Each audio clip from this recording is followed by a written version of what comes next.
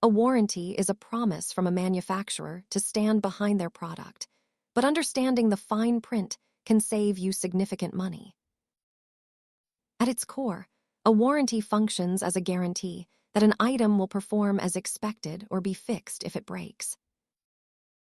It is important to remember that warranties are not insurance.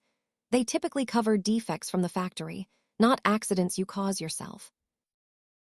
Warranties come in different flavors. Recognizing the difference between an expressed promise and an implied expectation is a key consumer skill. While they sound similar, warranties and insurance serve different purposes. One handles manufacturing flaws, the other handles your personal liability.